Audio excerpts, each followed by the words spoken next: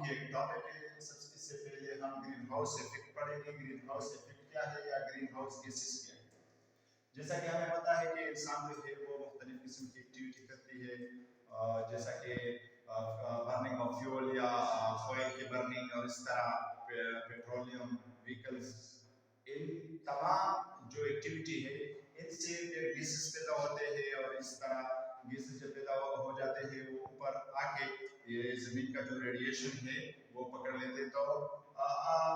चले जाते हैं टॉपिक।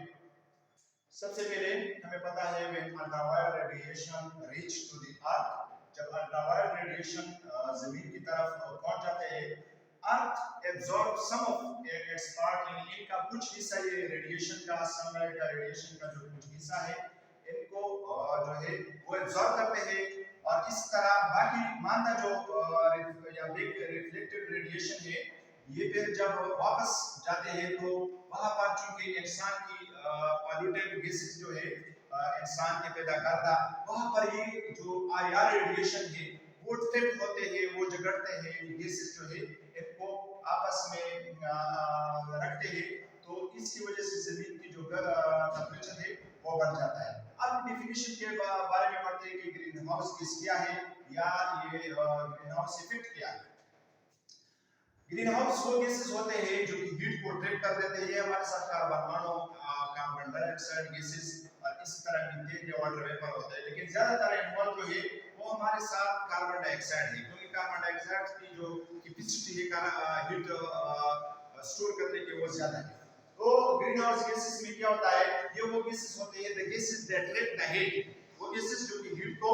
ट्रैप कर देते हैं, हीट को जो है वो लेते हैं और इस तरह ये गैसेस इंसान के एक्टिविटी की वजह से पैदा होते हैं। इसके बाद पढ़ेंगे ग्रीन हाउस इफेक्ट क्या होता है। जब ये लाइट पड़ती है जमीन पर तो अल्ट्रावायलेट रेडिएशन जमीन एब्जॉर्ब करती है और इस तरह ये बाकी मादा जो लाइट है वो ग्रीन हाउस गैसेस पकड़ लेते हैं, तो जमीन का जो दर्जा हरारत वो बढ़ जाता है और इस तरह इसको हम ग्रीन हाउस इफेक्ट कहते हैं। When ultraviolet rays reach to earth, जब अल्ट्रावायलेट रेडिएशन जमीन की तरफ आ जाते हैं तो इसका कुछ हिस्सा एब्जॉर्ब होते हैं और कुछ हिस्सा जो है वो वापस होते हैं, इस तरह इसको हम ग्रीन हाउस इफेक्ट कहते हैं, क्योंकि टेंपरेचर बढ़ जाता है ग्रीन हाउस गैसेस की वजह से। ग्लोबल वार्मिंग जो है असल में ये अर्थ का जो टेंपरेचर है ये राइज हो जाता है। ये क्यों राइज हो जाता है, क्योंकि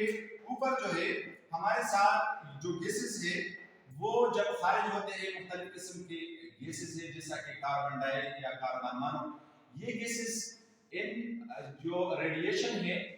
वो जो आते हैं सन से, सनलाइट से और वापस हो जाते हैं जमीन, इनको जब वापस करता है तो ये गैसेस इस रेडिएशन को जो है वो वापस अपने साथ रखते हैं और इसी तरह एवरेज जो टेंपरेचर है जमीन का वो बढ़ जाता है, जिसकी वजह से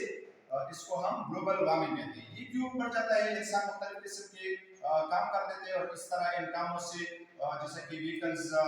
इंडस्ट्री और इस तरह पेट्रोल फ्यूल या ऑयल बर्निंग से तो ग्रीन हाउस गैसेस पैदा होते हैं और ग्रीन हाउस गैसेस के साथ साथ इनका जमीन का टेंपरेचर बढ़ जाता है, तो इसको हम ग्लोबल वार्मिंग कहते हैं। की इफेक्ट यानी दुनिया पर इनका असर क्या होता है। सबसे पहले ये है कि rise in temperature of the globe, यानी ग्लोब का जो टेम्परेचर है वो बढ़ जाता है। किस चीज की वजह से, ग्लोबल वार्मिंग की वजह से, यानी दुनिया जब दर्जा हरारत बढ़ती है तो टेम्परेचर राइज होता है। इनके साथ साथ एक चीज और मेल्टिंग ऑफ आइस होता है या मेल्टिंग ऑफ ग्लेशियर होता है, यानी ग्लेशियर जब आता है या ग्लेशियर जब मेल्ट होता है तो इनसे फ्लड आता है। फ्लड का सबब बनती है क्योंकि दुनिया की जो दर्जा हरारत है वो बढ़ जाती है ग्लोबल वार्मिंग की वजह से, इनकी वजह से फ्लड आ सकते हैं या हम कह सकते हैं level of sea water increases, sea water का जो लेवल है वो ज्यादा हो जाता है और इसी तरह आखिरी जो पॉइंट है थ्रेटन टू 3 2